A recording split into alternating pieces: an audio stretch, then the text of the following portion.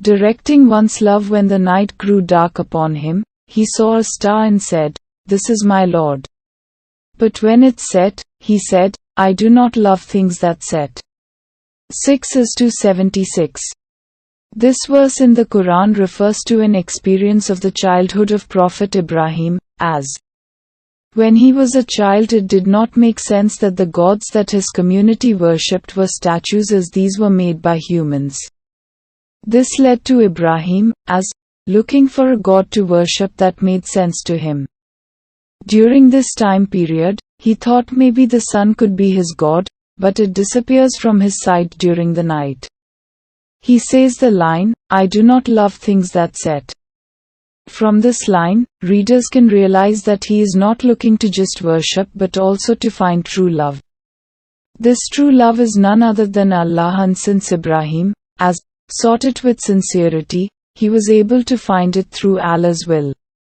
His relationship with Allah gave him the title Khalilullah, which means friend of Allah. Without love, one cannot be a true friend. Directing the love and desire one has to Allah can create miracles, as Allah protected Ibrahim, as from the fire his community threw him into. Love, they are those who donate in prosperity and adversity, control their anger and pardon others. And Allah loves the good doers. 3:134. This verse showcases that Allah also can love His servants. His love is simple to obtain, as His love increases for one as they do more good. There are many verses in the Quran similar to this one in which Allah states actions that one can do to obtain His love. This verse specifically refers to donating regularly, forgiving others, and controlling one's anger. Other verses that speak of obtaining Allah's love refer to being just and also perseverance. All these things are beneficial to oneself, so there is no loss and only gain. If one truly loves Allah, these actions become enjoyable. Imagine obtaining the utmost love of the one who created the entire universe, the heavens, the earth, and all creatures. Allah is also the most kind and loving and only wants the best for you. So learn about what Allah has provided for mankind and be grateful for everything He has blessed you with. Reflecting on blessings and appreciating them will slowly turn into love. Trusting the one you love, it is out of Allah's mercy that you, O Prophet, have been lenient with them. Had you been cruel or hard-hearted, they would have certainly abandoned you. So pardon them, ask Allah's forgiveness for them, and consult with them in conducting matters. Once you make a decision, put your trust in Allah. Surely Allah loves those who trust in Him. 3:159. This verse is similar to the previous one, but it does not pertain to a certain action. It points to how kind our messenger, He was no matter what person came to him. It was only through Allah's mercy that it happened, and through this kindness and patience many people turned to Islam. It refers to another type of emotion called trust. This specific verse talks about how one should be firm in decisions and put one's trust in Allah. Think about someone that you love in this world. Do you fully trust them?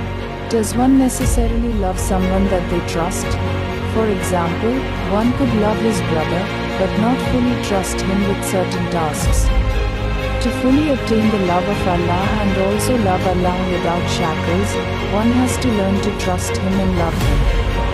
Think about Allah's greatness and what His messenger said. How can one not trust Him? If you sincerely love Allah, then follow me. Allah will love you and forgive your sins. For Allah is all forgiving, most merciful. 3:31. This verse is important because it tells the believers that if one sincerely loves Allah, then they will not disobey His messenger. If one follows Prophet Muhammad's teachings and also learns to love him, then Allah will also love you.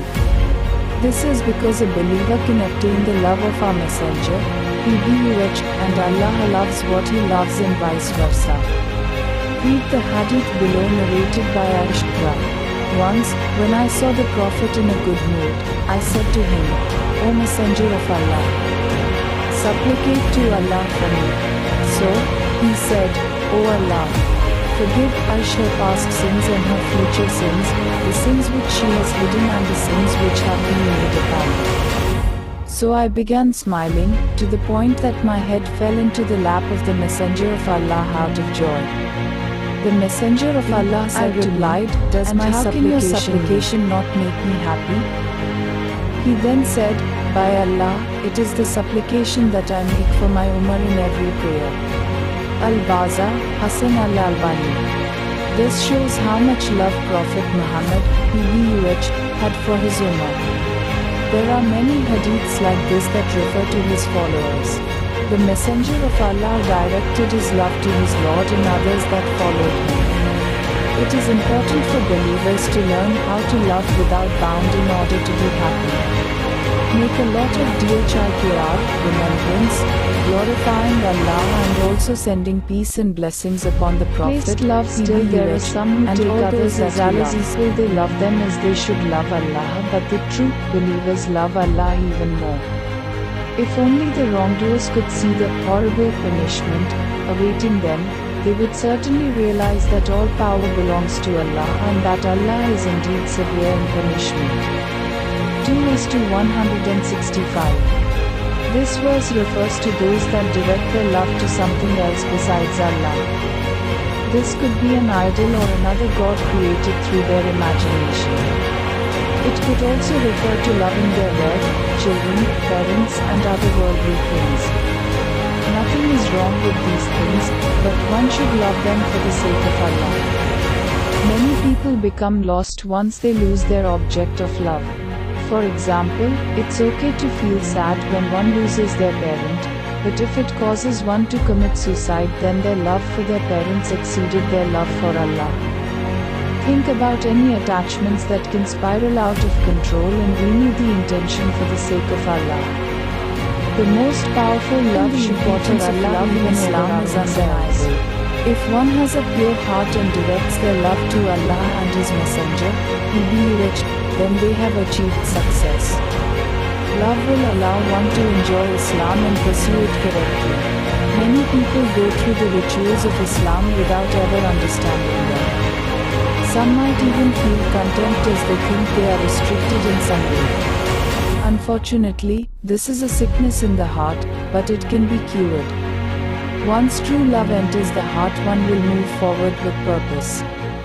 Remember to hone this emotion with your family and friends.